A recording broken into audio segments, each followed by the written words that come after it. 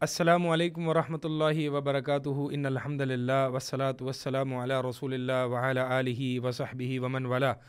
अम्मा बाद, शेख मोहम्मद बिन अब्दुल वहाब रहमहुल्लाह का एक मुख्तसर सा रिसाला कश्फ़ शुबहात जारी है। और हमने लास्ट जो जहाँ पे मौकूफ़ किया था, जहाँ से हमने आज पढ़ना है, वो है पेज नंबर 843। यानी जो रिसाले पे जो पेज नंबर लिखा हुआ है वो 843 है और PDF का पेज नंबर 22 है। क़ाल अल-मुसन्निफ़ु रहमहुल्लाहु तआला व अना अज़कुरु लका अश्याअ मिम्मा ज़करल्लाहु तआला फ़ी किताबिही जवाबन लिकलामिन इहतज्ज बिहिल मुशरिकून फ़ी ज़मानिना अलैना फ़नक़ूल व अना अज़कुरु लका अश्याअ।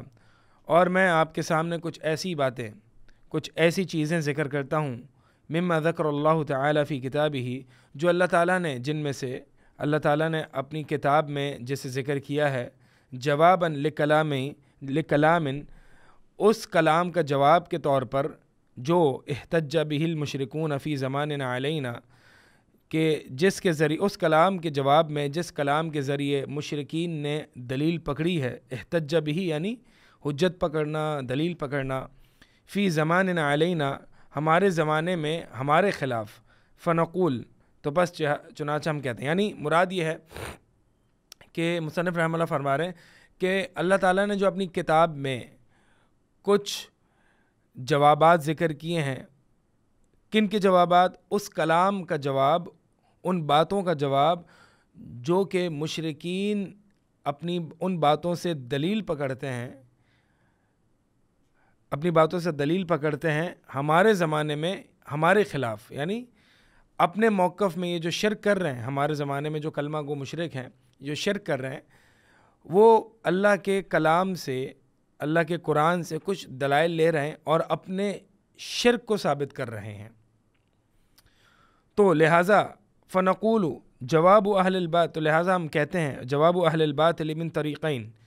यानी ये जो अब ये रिसाले का जो मकसद है हम पहले ही बता चुके हैं, और वो ये है कि जो कलमा गो मुशरिक हैं, कि जो ला इलाहा इल्लल्लाह तो पढ़ते हैं लेकिन वो शिर्क में मुब्तला हैं, तो उनके कुछ शुबहात वारिद करते हैं, कुछ एतराज़ात करते हैं उन लोगों पर जो कि मुवाहिद हैं, तौहीद परस्त हैं। ये बात साबित करने की कोशिश करते हैं कि वो लोग शिर्क नहीं कर रहे और हम उन पर गलत इल्ज़ाम लगा रहे हैं, हम उनको गलत मुशरिक कह रहे हैं। तो वो जो शुबहात वारिद कर रहे हैं, उनके जवाबात के लिए मुसन्निफ़ मोहम्मद बिन अब्दुल वहाब रहमहुल्लाह ने ये रिसाला लिखा है। लिहाजा फरमाते हैं कि जवाब अहलिल बातिल मिन तरीक़ैन, यानी अहले बातिल जो होते हैं, अहले बातिल कौन होते हैं? वैसे तो हर बातिल काम, सोच, अक़ीदा रखने वाला बातिल अहलुल बातिल होता है, लेकिन यहाँ पे अहलुल बातिल से मुराद मुशरिक हैं, वो मुशरिक जो कि कलमा गो हैं, जो कि ला इलाहा इल्लल्लाह पढ़ते हैं। तो इन लोगों को जवाब जो है वो दो तरीके से दिया जाता है, मुजमल व मुफस्सल। एक तरीका मुजमल है और एक तरीका मुफस्सल है। मुजमल उसूल फ़िक़्ह यानी उसूलियून की इस्तिलाह में मुजमल की ज़िद है मुबय्यन। यानी एक कलाम जो कि मुजमल होता है, जिसकी बयान की ज़रूरत होती है, जिसकी वजाहत की ज़रूरत होती है, जिसकी तफसीर की ज़रूरत होती है। तो जैसे कि ये कहा जाता है कि मिसाल के तौर पर अल्लाह ताला ने कुरान में मुजमल तौर पर कुछ इबादत का ज़िक्र किया है, वो इबादत कैसे अंजाम देनी है, यानी इसका मुबय्यन क्या है, वो अहादीस से हमें पता चलेगा। जैसे कि अल्लाह ताला ने मुजमल तौर पर जो है वो कुरान में औक़ात सलाह ज़िक्र किए हैं, नमाज के औक़ात, लेकिन बेआइनी ही सही तरीके से, मुबय्यन तरीके से इन औक़ात का बयान कहाँ मिलेगा, उसको मुबय्यन कहते हैं, वो हदीस में। तो उसूलियून की इस्तिलाह में जो है वो मुजमल उस कलाम को कहते हैं जो कि गैर वाज़ेह होता है, कि जिसकी वजाहत की ज़रूरत होती है, और जो कलाम इस मुजमल कलाम की वजाहत करता है उसको मुबय्यन कहते हैं। लेकिन यहाँ पे ये इस्तिलाह मुराद नहीं है, यहाँ पे ये माना मुराद नहीं। यहाँ पे जो माना मुराद है वो जो है वो एक तरीके से अक़ायद या दलाइल की रोशनी में इन इस्तिलाहात को इस्तेमाल किया जाता है। यानी ये दलील, ये जवाब मुजमल है और ये जवाब मुफस्सल है। तो यहाँ पे जो माना मुजमल का है वो ये है कि मुजमल यानी उसूली जवाब, वो उसूली जवाब कि जो तमाम اس جیسے جتنے بھی شبہات وارد ہوتے ہیں ان تمام شبہات، جس کو جزئی شبہات کہا جاتا ہے، ان تمام جزوی مسائل میں یہ ایک اصولی جواب کافی ہے، صحیح، اس کو مجمل کہا جاتا ہے۔ اور مفصل جواب یعنی ہر شبہ کا تفصیلی جواب۔ تو مجمل جواب کیا ہوتا ہے؟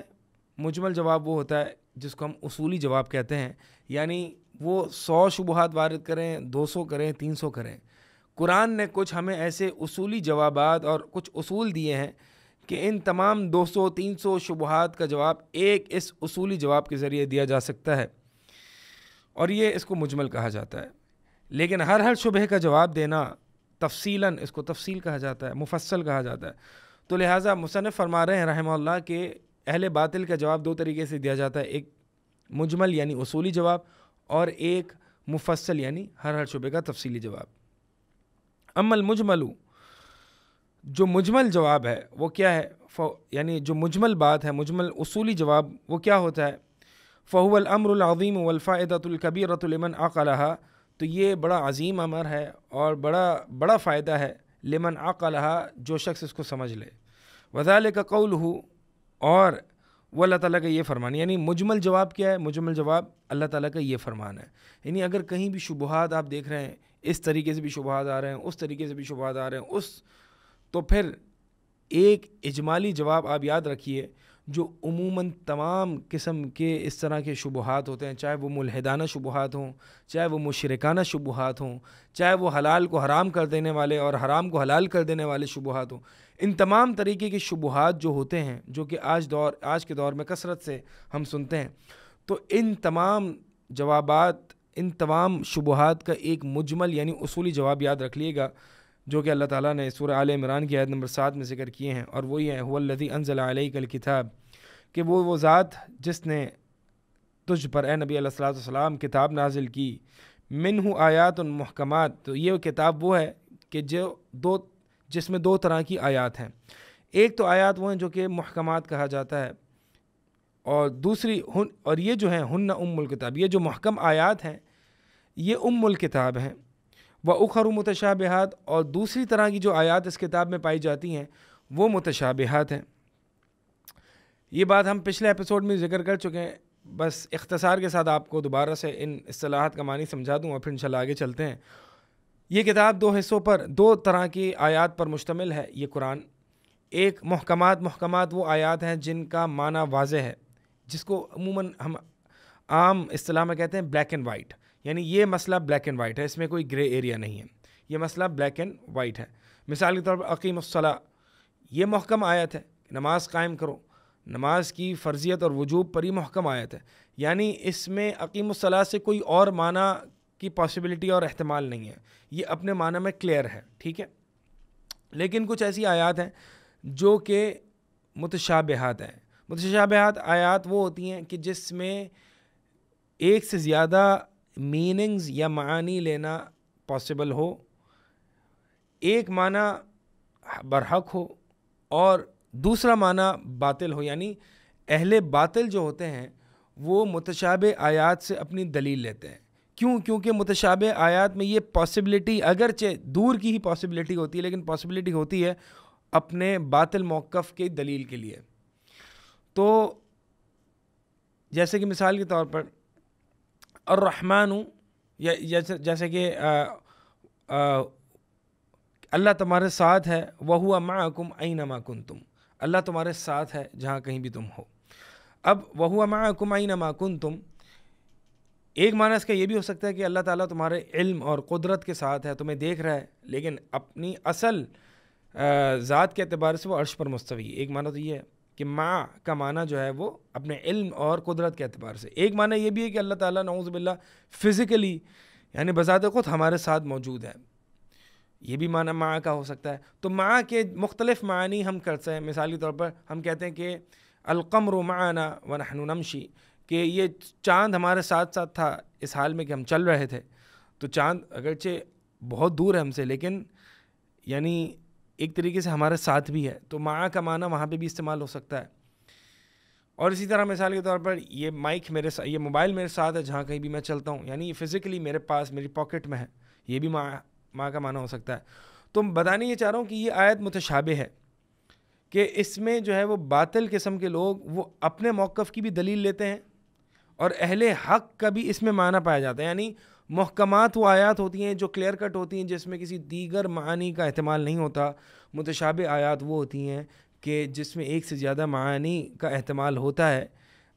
کرنا کیا ہے ہمیں؟ کرنے کی بات یہ ہے کہ یہ جو متشابہ آیات ہوتی ہیں ان کو محکم آیات کی روشنی میں ہی سمجھا جاتا ہے. یعنی قرآن میں کچھ آیات ہیں جو کہ بلیک اینڈ وائٹ ہیں، لیکن کچھ آیات ہیں جو کہ گرے ایریاز ہیں، یعنی جو کہ ان کلیئر ہو سکتی ہیں کچھ لوگوں کے لیے.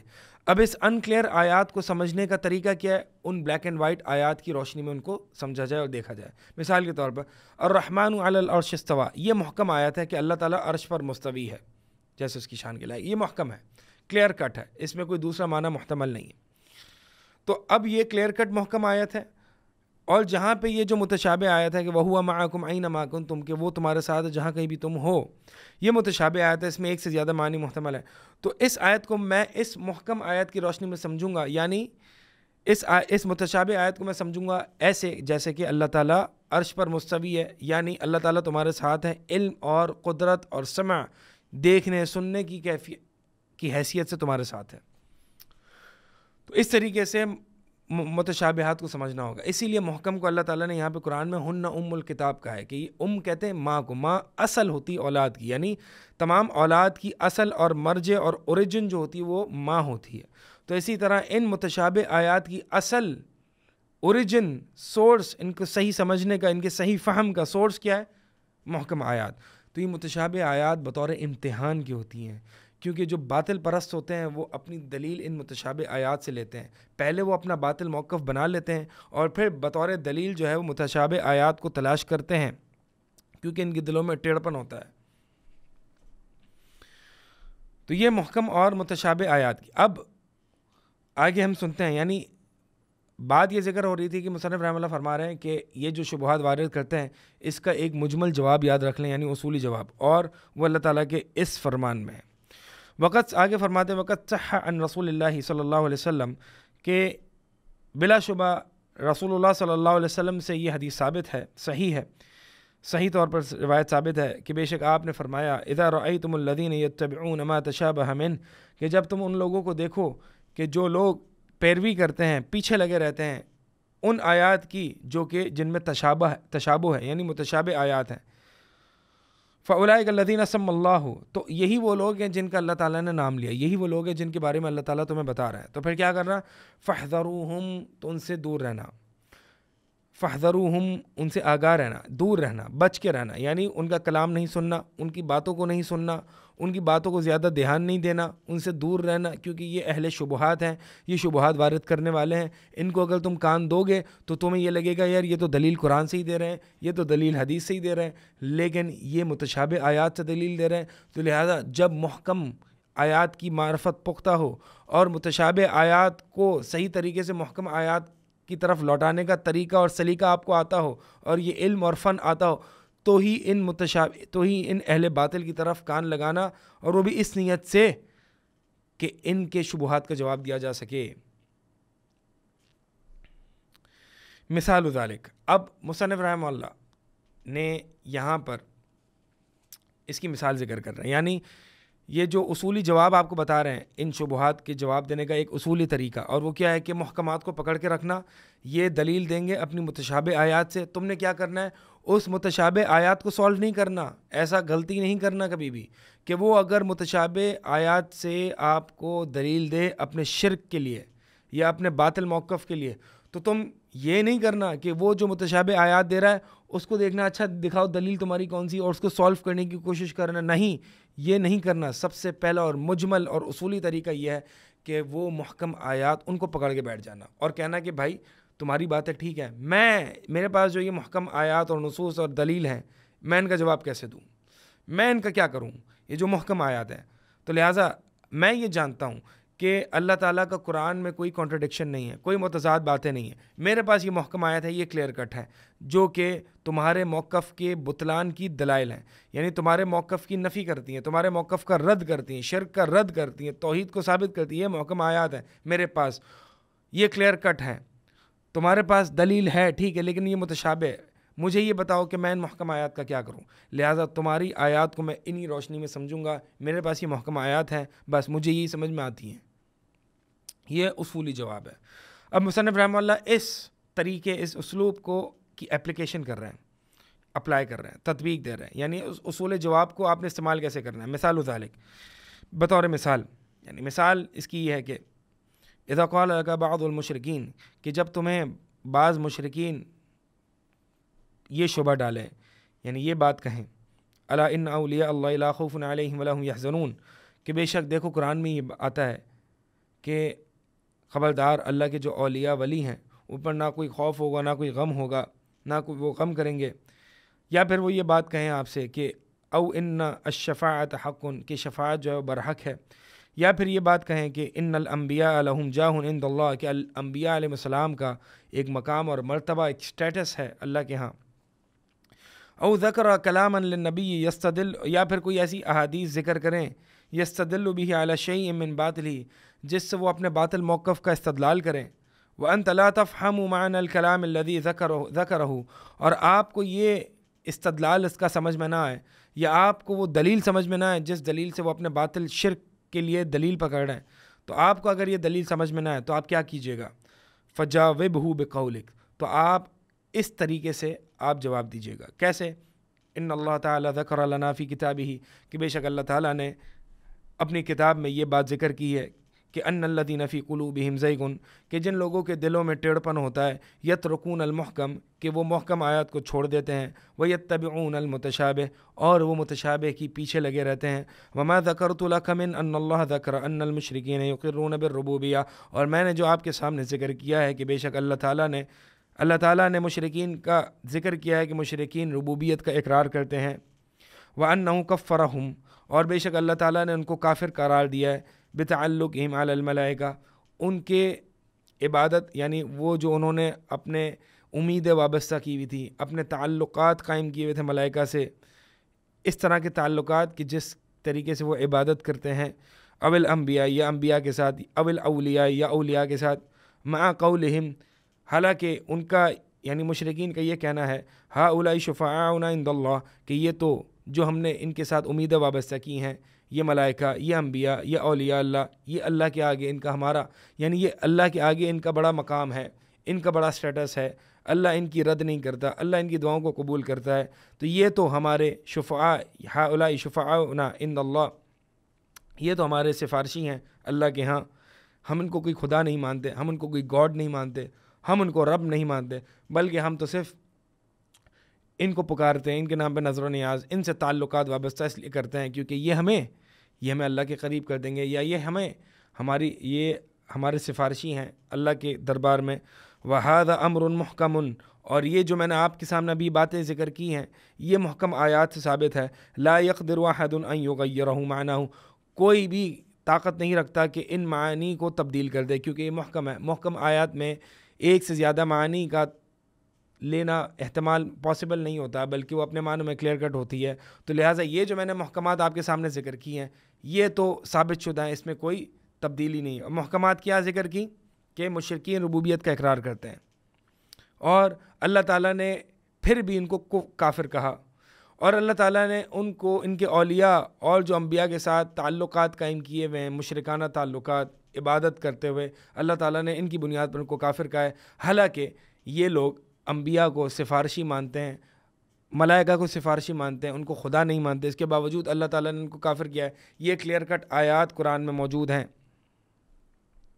آگے فرمایا وما ذکرتہ، اور اے مشرک، ایھا المشرک، اے مشرک، جو تو نے قرآن میں سے یا رسول اللہ صلی اللہ علیہ وسلم کی حدیث میں سے جو تو نے باتیں ذکر کی ہیں، لا عارف معناہ، میں اس کا معنی صحیح سے نہیں جانتا، یعنی ایک بالکل اگر ایک عام شخص ہے تو وہ یہ بات کہہ سکتا ہے کہ میں اس کا معنی نہیں جانتا، یہ متشابہ آیات ہیں، یہ احتمال ہے۔ لیکن اقطع ان کلام اللہ لا تتناقض، لیکن یہ بات میں قطعی طور پر جانتا ہوں، سرٹن ہوں میں اس بات پر کہ اللہ کا کلام آپس میں متضاد نہیں ہے، کانٹرڈکشن نہیں ہے۔ وَأَنَّ كَلَامَ النَّبِيِّ صلی اللہ علیہ وسلم لا يخالف کلام اللہ، اور یہ کہ نبی علیہ الصلوۃ والسلام کا کلام اللہ کا کلام کے مخالف نہیں ہو سکتا.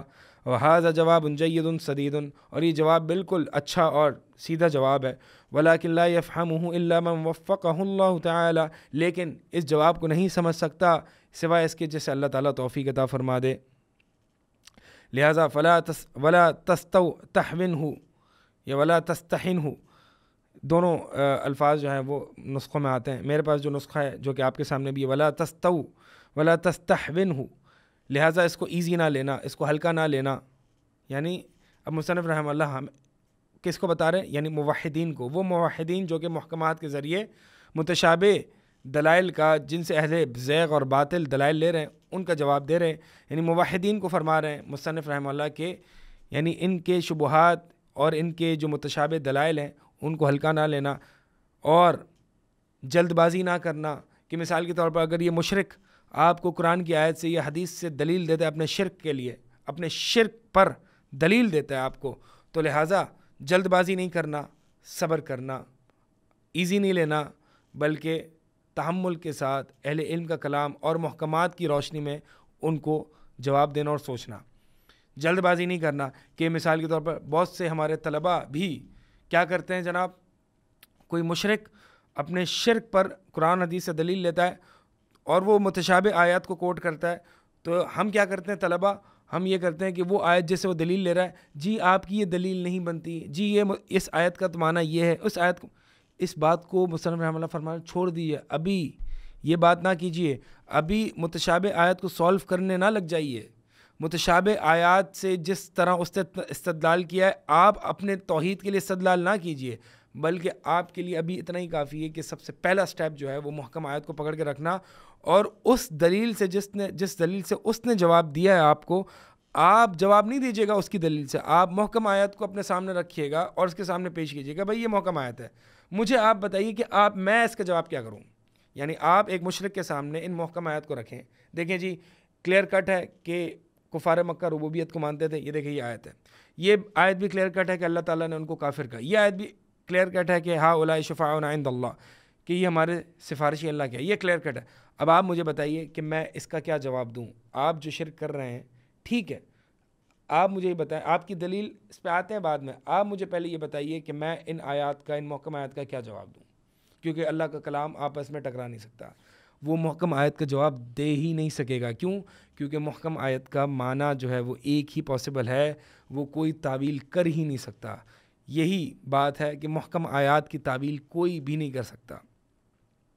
فَإِنَّهُ كَمَا قَالَ تَعَالَى، بے شک اللہ تعالیٰ نے فرمایا کہ وَمَا يُلَقَّاهَا إِلَّا الَّذِينَ صَبَرُوا وَمَا يُلَقَّاهَا إِلَّا ذُو حَظٍّ عَظِيمٍ، اور نہیں دیا گیا یعنی یہ ان لوگوں کو جنہوں نے صبر کیا.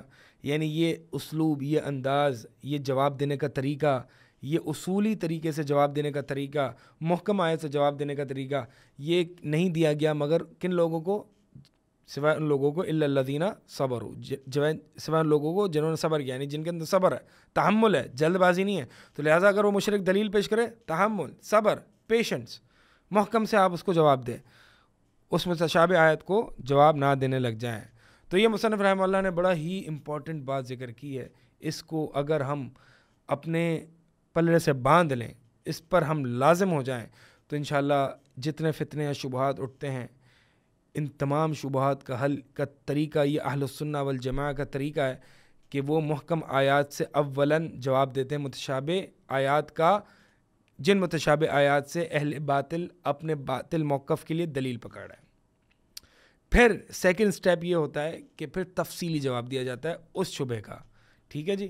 تو یہ جواب، مجمل جواب ایک عالم بھی دیتا ہے اور ایک عام انسان کے لیے بھی ہے، لیکن جو تفصیلی جواب ہے وہ صرف عالم ہی دے سکتا ہے، کیونکہ ہر شبہ کا تفصیلی جواب کے لیے ایک مطالعہ ضروری ہے، فنون اور نحو، صرف اور عربی لغات اور یہ ساری چیزوں کا آنا ضروری ہے. تو تفصیلی جواب جو ہے وہ اہل علم کا دائرہ ہے، لیکن یہ جو عمومی جواب ہے جو کہ اصولی اور محکم آیت کے ساتھ جواب ہے، یہ ایک عام شخص بھی دے سکتا ہے. لہٰذا محکمات کا علم حاصل کیجیے، محکمات کو پہچانیے. توحید و شرک کے باب میں انشاءاللہ بہت زیادہ آسانی ہو جائے گی ان فتنوں اور شبہات کے خلاف آپ کو لڑنے میں. اللہ تعالیٰ سے دعا ہے کہ اللہ تعالیٰ ہمیں سمجھ عطا فرمائے. اقول قولی ھذا استغفر اللہ لی ولکم.